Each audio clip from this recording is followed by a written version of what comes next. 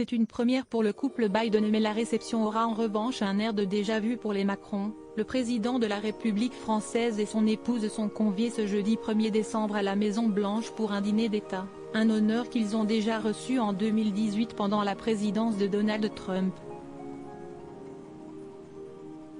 Qu'ils craignent la comparaison avec leurs prédécesseurs ou non, Joe et Jill Biden ont en tout cas prévu de mettre les petits plats dans les grands pour épater Emmanuel et Brigitte Macron. Les 350 convives qui entoureront les deux couples présidentiels sont attendus pour 21 h à Washington, soit 3 h du matin en France.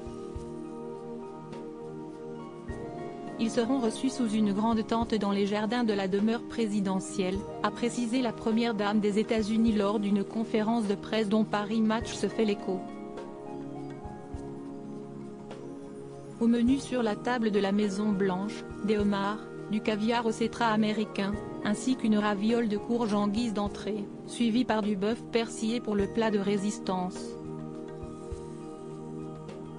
Pour faire honneur à ses invités, Jill Biden a prévu un plateau de fromage d'exception bien que 100% américain.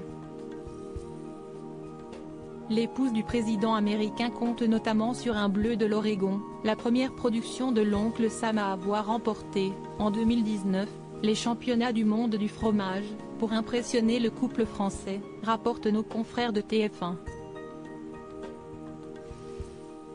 Supérieure à Brigitte Macron, retrouvez ses plus beaux looks monochromes lors de sa visite d'État aux États-Unis. Orange ou poire?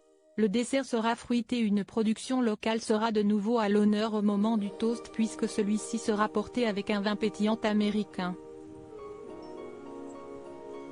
Enfin, en dessert, les convives dégusteront un chiffon cake à l'orange, ainsi que des poires rôties accompagnées de crème glacée. Quant à l'ambiance, elle sera assurée par le jazzman Jon Batiste.